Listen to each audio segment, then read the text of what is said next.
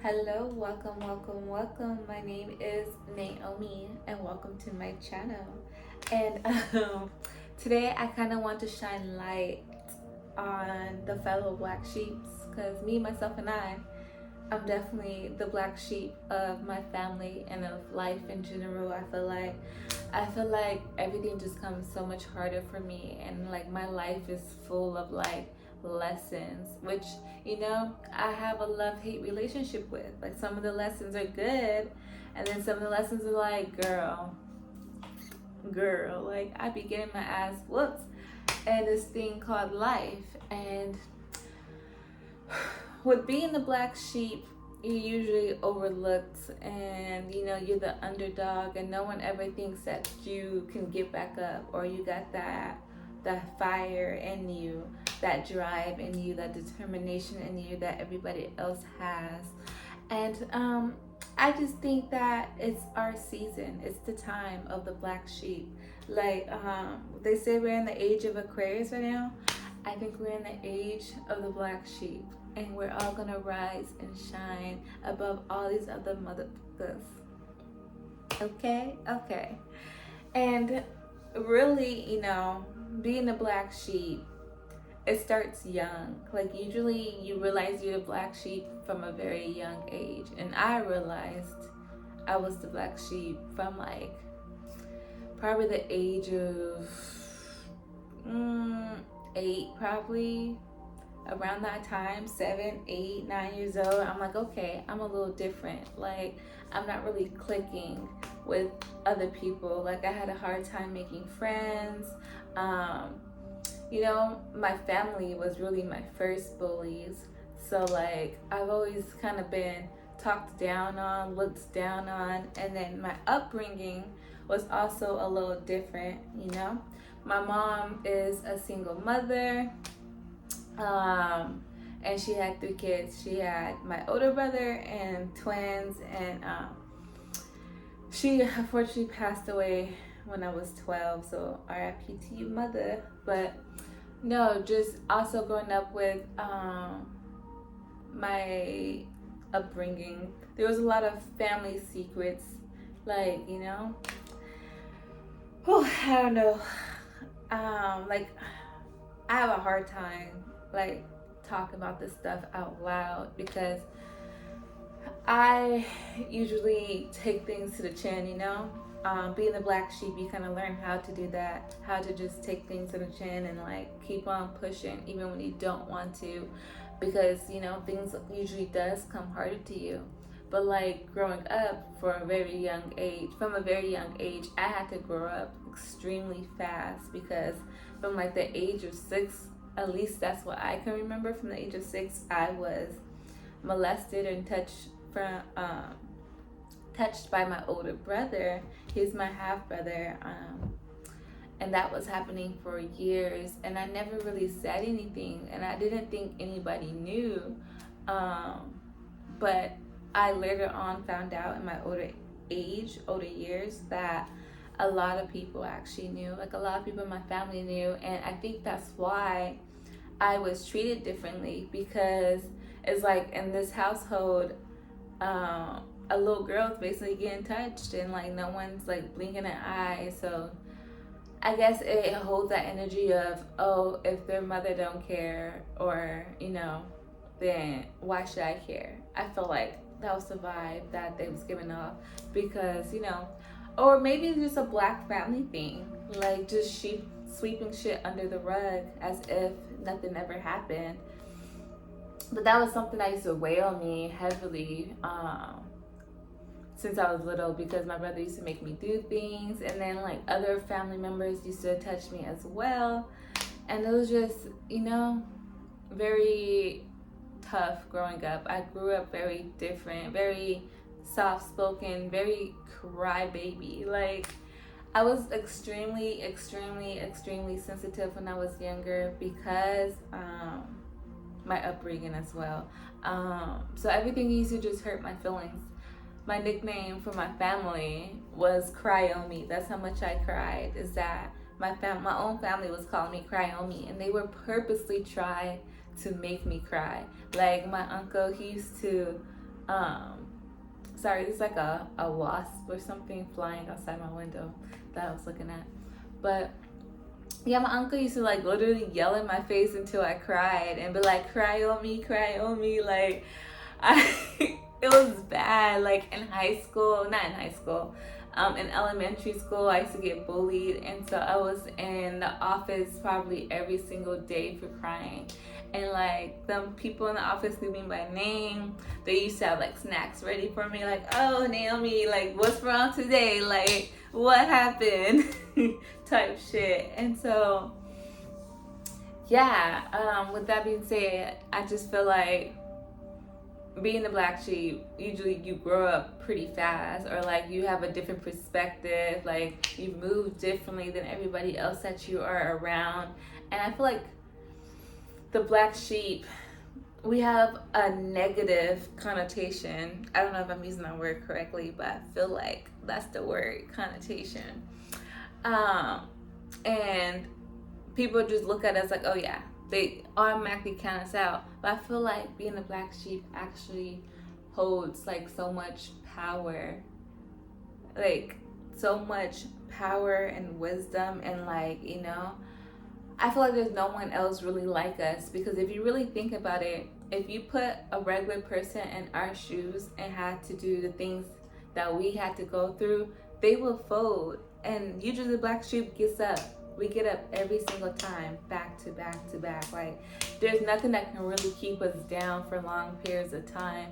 And yes, we may have our moments where we're like extremely depressed and hurt and like we feel alone, but in our solitude, I feel like we really do thrive. Like when we finally get out of that solitude, we that bitch, we that nigga. Like, and can't nobody tell us shit once we're like on our shit and we feel good about ourselves. And I feel like we could just withstand the test of time. Like, cause I've done it time and time and time and time again. And every time when someone count me out, I prove why they should count me in. You know? But I feel like with being the black sheep, it's just more so of unlearning the negative traits, negative behaviors, and feeling less than everybody else. Because I feel like with being a black sheep, we usually tend to we deal with different like psychological issues, like not feeling accepted, insecure. Usually we have like abandonment issues, and you know, there's like layers to us that we have to unravel. But with the power and the beauty of that in healing is that a lot of people is not capable of doing that type of healing. Usually like those more weaker mind people are like why the suicide rates are high, because when something goes bad in somebody's life, certain people don't have that strength to withstand those type of things like the black sheep may be able to, if I am making sense, you know? So with struggling with acceptance, I feel like once we learn how to like fully accept ourselves and our flaws is when we can really like push through those barriers that, you know, people try to like limit us on. So yeah, I just want to, because I feel like I'm like rambling on, and I'm like, I hope somebody catches my drift, because I'm just like talking, really, like I'm just talking because I just feel like I have a lot to say. I just want to get it off my chest, and if someone wants to vibe with me, great, dandy. If y'all look at me like this girl don't know what she's talking about or she's crazy, great, whatever, do what you do, live your best life. That ain't got shit to do with me personally. But yeah, I just feel like it's the season of the black sheep, and that what's that saying, the last will be first and first will be last. I feel like that's the season that we are in, and I've been getting like a lot of confirmation on that with like different sermons and podcasts and different things I've been hearing and seeing. And even when I go to church, the message I hear will resonate to what I've been already hearing and feeling. So I I think really now is about getting out your shell and like just getting out there, feeling life, you know, because your life is important. Your life matters. Your voice matters. Your story matters. Um, so yeah, if if you feel like you are different from everyone else, if you feel like you're not accepted, if you feel unloved, if you feel unheard, if you feel unseen, this is kind of the space in the channel I wanted to grow and open for those people who feel like they are different and they don't have like that place where they can feel safe. Because like me, I feel like I'm not like the average normal YouTuber. Like I ain't got no money. I'm just a regular single mother. But this is like my real life. This is who I am. Like, you know, I don't have a perfect camera. I'm using my regular iPhone little 13. I don't have no setup, no tripod. I'm using a plant to set up my camera.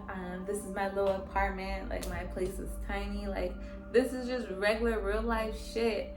And I feel like now social media is getting crowded with so much shit that's not fake, but like it's not like real life. Like people got lucky type shit. Like you see everybody who is got these big ass mansions, clothes for days, and they just so perfect, so put together. The way they speak is so put together. Like even me, I don't even speak like I'm put together, but hopefully my voice still carries that vibration of you know what the fuck I'm talking about, and that you can feel my energy of where I am coming from.